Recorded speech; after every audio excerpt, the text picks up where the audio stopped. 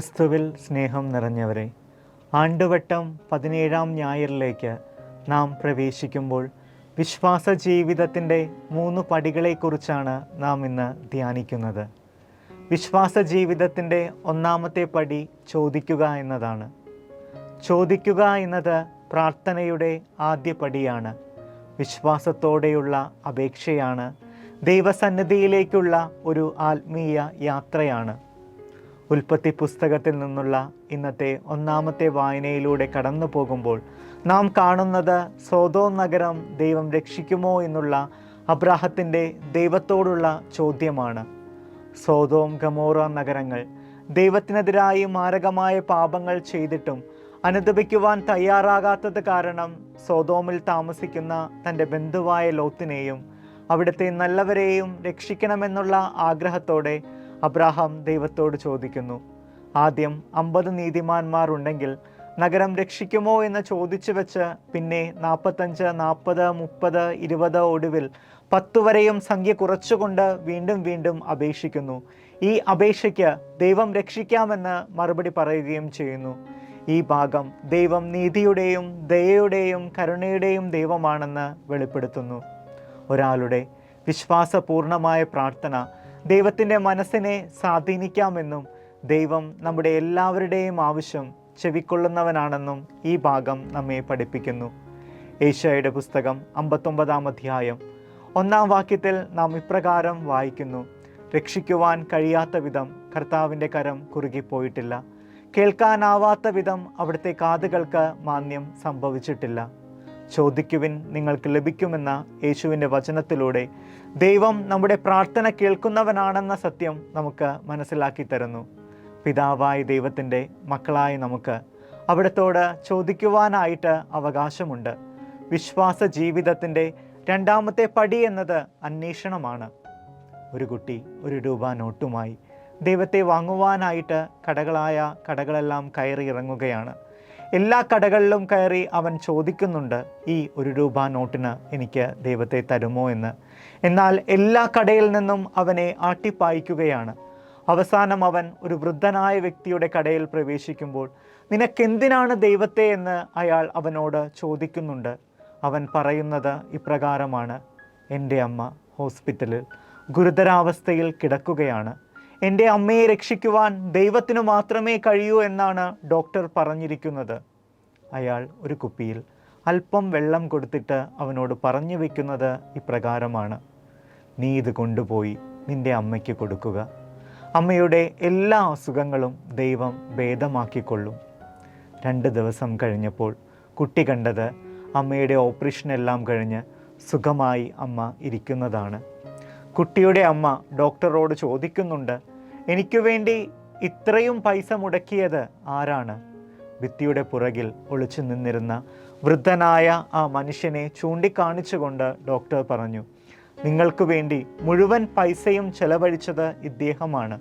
ആ അമ്മ അയാളോട് ചോദിക്കുന്നു, ഒരു പരിചയവുമില്ലാത്ത എനിക്ക് വേണ്ടി ഇത്രമാത്രം പൈസ നിങ്ങൾ ചെലവഴിച്ചത് എന്തിന്? അയാൾ പറഞ്ഞു, ദൈവത്തെ അന്വേഷിച്ചിറങ്ങിയാൽ കണ്ടെത്തുമെന്നും നിങ്ങളുടെ എല്ലാ അസുഖങ്ങളും ദൈവം മാറ്റുമെന്നുമുള്ള നിങ്ങളുടെ കുട്ടിയുടെ വിശ്വാസം കൊണ്ടാണ് ഞാൻ ഇതെല്ലാം ചെയ്തത്. പ്രിയ സഹോദരങ്ങളെ, ചിലപ്പോഴെല്ലാം നമ്മുടെ അന്വേഷണങ്ങൾ എവിടെയൊക്കെയോ അവസാനിക്കുമ്പോഴല്ലേ നമ്മുടെ ജീവിതങ്ങൾ തണുത്തുറച്ചു പോകുന്നത്. സമയക്കുറവിൻ്റെയും ജോലി ഭാരങ്ങളുടെയും പേരിൽ വീട്ടിൽ എല്ലാവരുടെയും സുഖവിവരങ്ങൾ തിരക്കാനും അവരുമായി അല്പം സമയം ചിലവഴിക്കാനുമൊക്കെ നാം മറക്കുമ്പോൾ നമ്മുടെ ജീവിതത്തിലും ദുഃഖത്തിൻ്റെ കറുത്ത പാടുകൾ വീണ്ടുകയാണ്. ഇന്നു മുതൽ നമ്മുടെ ജീവിതത്തിൽ ഒരു അന്വേഷണം അത്യാവശ്യമാണ്. എന്നും നമ്മെ വഴി നടത്തുന്ന ദൈവത്തിനു വേണ്ടിയുള്ള ഒരു അന്വേഷണം. അതോടൊപ്പം മറ്റുള്ളവരിൽ നമ്മെ കാണുവാനുള്ള ഒരു അന്വേഷണം. പൗലോസ് അപ്പോസ്തലൻ കൊളോസിയക്കാർക്ക് എഴുതിയ ലേഖനത്തിൽ നിന്നുള്ള ഇന്നത്തെ 2-ാമത്തെ വായന നമുക്ക് പറഞ്ഞു തരുന്നതും ജീവനിലേക്കുള്ള ഒരു അന്വേഷണത്തെക്കുറിച്ചാണ്. ജ്ഞാനസ്നാനം വഴി നാം പാപത്തിന് മരിക്കുകയും ക്രിസ്തുവിൻ്റെ ഉയർപ്പിലേക്ക് പ്രവേശിച്ചവരായ നാം പാപകരമായ ജീവിതം ഉപേക്ഷിച്ച് ജീവനിലേക്കുള്ള ഒരു യാത്ര തുടങ്ങിയോ എന്ന് നമ്മുടെ ജീവിതത്തിലൂടെ നമുക്ക് ഒരു അന്വേഷണം നടത്താം. വിശ്വാസ ജീവിതത്തിൻ്റെ മൂന്നാമത്തെ പടി മുട്ടൽ അഥവാ നോക്കിംഗ് ആണ്. വിശ്വാസത്തിൻ്റെ അതിരുകളിലേക്കുള്ള ഒരു യാത്രയാണ് മുട്ടുക എന്നത്. നമ്മുടെ ജീവിതത്തിൻ്റെ വഴികളും വാതിലുകളും പലപ്പോഴും അടഞ്ഞിരിക്കുന്നതായി തോന്നാറുണ്ട്. പ്രാർത്ഥനയ്ക്ക് ഉത്തരം ലഭിക്കാതെ കാത്തു നിൽക്കുമ്പോൾ ദൈവം ഏറെ ദൂരെ നിൽക്കുന്നു എന്ന് പോലും തോന്നാം. വിശുദ്ധ ലൂക്കായുടെ സുവിശേഷത്തിലൂടെ ക്രിസ്തുനാഥൻ മുട്ടുവിൻ നിങ്ങൾക്ക് തുറക്കപ്പെടുമെന്ന് നമ്മെ ഓർമ്മപ്പെടുത്തുമ്പോൾ ഇത് ഒരു സാധാരണ ആഹ്വാനമല്ല, മറിച്ച് ദൈവസന്നിധിയിൽ ഉറച്ച വിശ്വാസത്തോടെ കാത്തിരിക്കുവാനുള്ള ഒരു ആഹ്വാനമാണ്. ഇന്നത്തെ സുവിശേഷത്തിൽ ഒരു സുഹൃത്ത് അർദ്ധരാത്രിയിൽ അപ്പത്തിനായി വാതിൽ മുട്ടുന്നതായി യേശു ഒരു ഉപമ പറയുന്നു. ആദ്യം അടച്ച വാതിൽ തുറക്കപ്പെട്ടത് അവൻ്റെ സുഹൃത്ത് ബന്ധത്താലല്ല, മറിച്ച് അവൻ്റെ ഉറച്ച നിലപാടും ആവശ്യം വീണ്ടും ആവർത്തിക്കുവാനുമുള്ള മനസ്സാണ് വാതിൽ തുറപ്പിച്ചത് എന്ന് യേശു പറയുന്നു. ഇതിലൂടെ നാം ദൈവത്തെ വിളിച്ചപേക്ഷിക്കുമ്പോൾ എത്രത്തോളം വിശ്വാസത്തിലും സ്ഥിരതയിലും നിലനിൽക്കണമെന്ന് യേശു നമ്മെ പഠിപ്പിക്കുകയാണ്.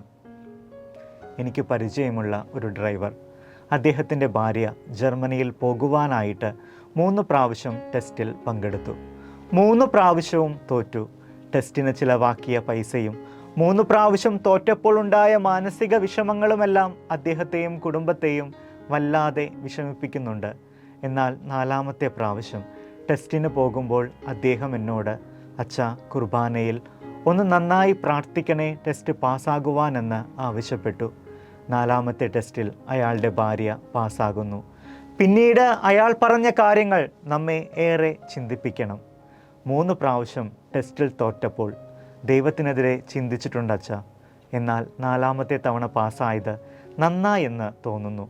കാരണം ജർമ്മനിയിലെ തന്നെ ഏറ്റവും നല്ല ഒരു ഹോസ്പിറ്റലിലാണ് ഭാര്യയ്ക്ക് ജോലി ലഭിച്ചിരിക്കുന്നത്. ഫുഡും അക്കോമഡേഷനും എല്ലാം ഉണ്ട്. അല്പം വൈകിച്ചത് നല്ലതിന് വേണ്ടിയായിരുന്നു അച്ഛാ. ചിലപ്പോഴെല്ലാം നമ്മുടെ ജീവിതത്തിലും ഇദ്ദേഹത്തെ പോലെ മുട്ടുന്ന വാതിലുകൾ തുറക്കപ്പെടാതിരിക്കുമ്പോൾ ദൈവം നമ്മെ ഉപേക്ഷിച്ചു എന്ന് തോന്നിയേക്കാം. എന്നാൽ നമുക്കായി ദൈവം വാതിലുകൾ തുറക്കും. അത് നമുക്ക് ഏറ്റവും അനുയോജ്യമായ സമയത്തും ആ വാതിൽ തുറന്നാൽ നമുക്ക് നല്ലതേ വരൂ എന്ന് ദൈവത്തിന് പൂർണ്ണ ഉറപ്പുള്ളപ്പോൾ മാത്രമാണ്. അതുകൊണ്ട് തന്നെയാണ് ഇന്നത്തെ സുവിശേഷം ഇപ്രകാരം അവസാനിക്കുന്നത്. നിങ്ങളിൽ ഏതൊരു പിതാവാണ് മകൻ മീൻ ചോദിച്ചാൽ പകരം പാമ്പിനെ കൊടുക്കുക, മുട്ട ചോദിച്ചാൽ പകരം തേളിനെ കൊടുക്കുക? മക്കൾക്ക് നല്ല ദാനങ്ങൾ നൽകാൻ ദുഷ്ടരായ നിങ്ങൾക്ക് അറിയാമെങ്കിൽ സ്വർഗസ്ഥനായ പിതാവ് തന്നോട് ചോദിക്കുന്നവന് എത്രയധികമായി പരിശുദ്ധാത്മാവിനെ നൽകുകയില്ലേ? നമുക്കും വിശ്വാസത്തോടെ സ്വർഗസ്ഥനായ പിതാവിനോട് പ്രാർത്ഥിക്കാം. കരുണയും സ്നേഹവും നിറഞ്ഞിരിക്കുന്ന എൻ്റെ പിതാവേ, ഞാൻ നിന്നോട് ചോദിക്കുന്ന നേരത്ത് എനിക്ക് ഉത്തരം നൽകണമേ. ഞാൻ നിന്നെ അന്വേഷിക്കുന്ന സമയത്ത് നിന്നെ കണ്ടെത്തുവാൻ എന്നെ അനുവദിക്കണമേ. ഞാൻ മുട്ടുന്ന നിമിഷങ്ങളിലെല്ലാം കരുണയുടെ വാതിൽ എനിക്ക് തുറന്നു തരുകയും എൻ്റെ വിശ്വാസം ദൗർബല്യപ്പെടുന്ന നിമിഷങ്ങളിലും നീ ഏറ്റവും അനുയോജ്യമായ സമയത്ത് എൻ്റെ മുട്ടലുകൾക്ക് വാതിൽ തുറന്നു തരുന്ന എൻ്റെ പിതാവാണെന്ന് എന്നെ പഠിപ്പിക്കുകയും ചെയ്യണമേ. ആമേൻ.